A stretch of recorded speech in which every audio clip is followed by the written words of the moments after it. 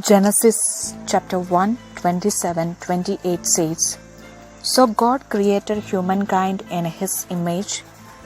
In the image of God He created them.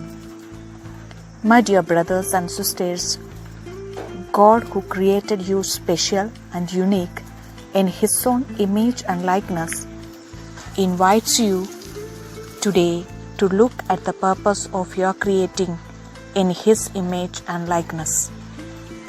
Gospel of St. John chapter 3, 16-18.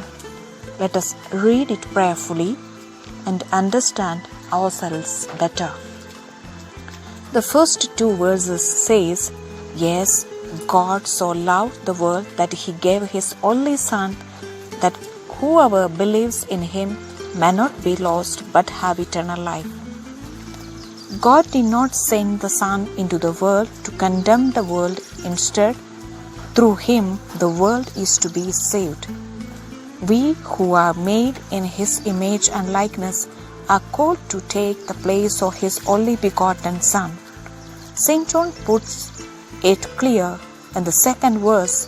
God did not send the Son into the world to condemn, but to save it. Yes, each one of us are sent to this world not to judge, not to condemn, not to prosecute, not to label anyone, but to save everyone. It becomes so meaningful if you put your name in the place where the Son is written in verse 17.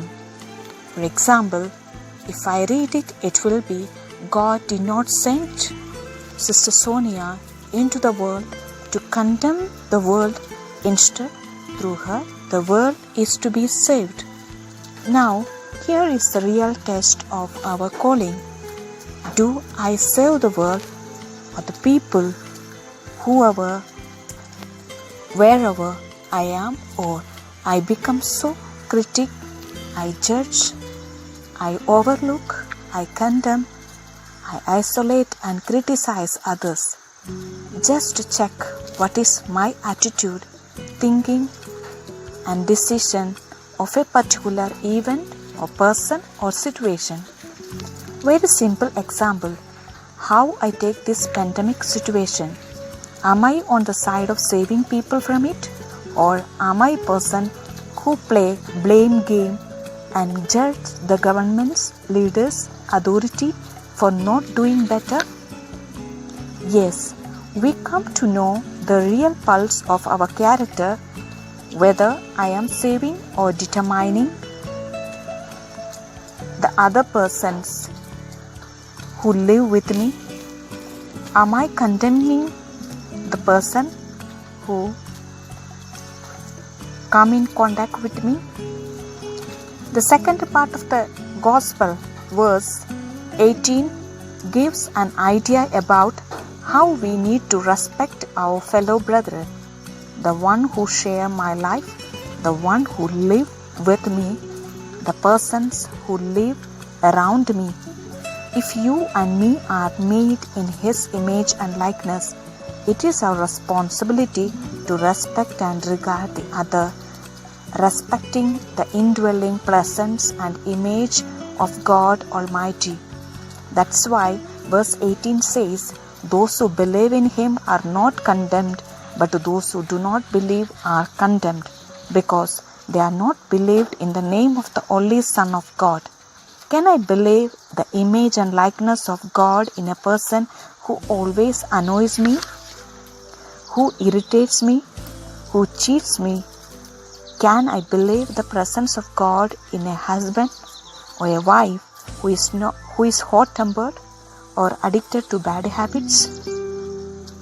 Can I believe the indwelling presence of God in a husband or wife who is unfaithful? Can I believe the image of God in my children who do not listen me, who do not respect me, or who are too lavish and careless? Can I believe in a parent who are quarrelsome, who are irresponsible about their children?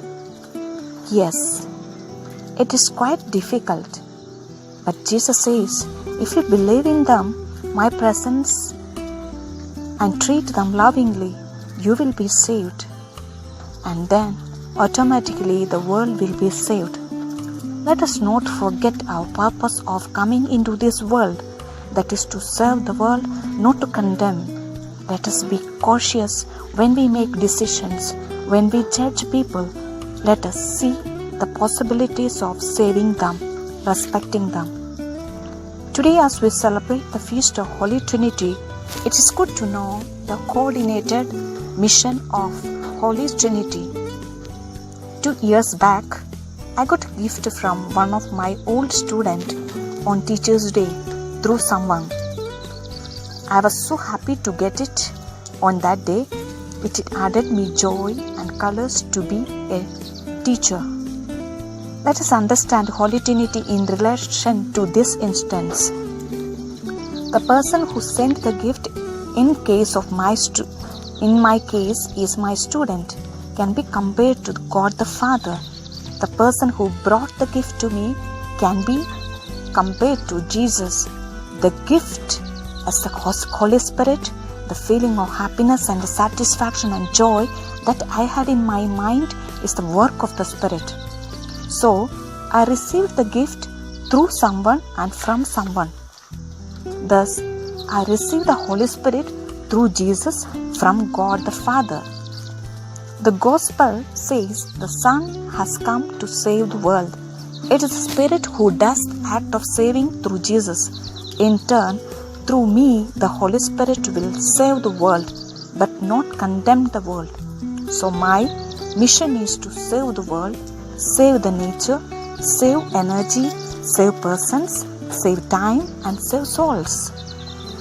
The gift, the sender, the one who carries the gift are equally important. So, God the Father, Jesus and Spirit, their cooperative work within me make me an effective instrument of Jesus. Thank you for listening to me. Have a blessed Sunday, grace-filled Sunday.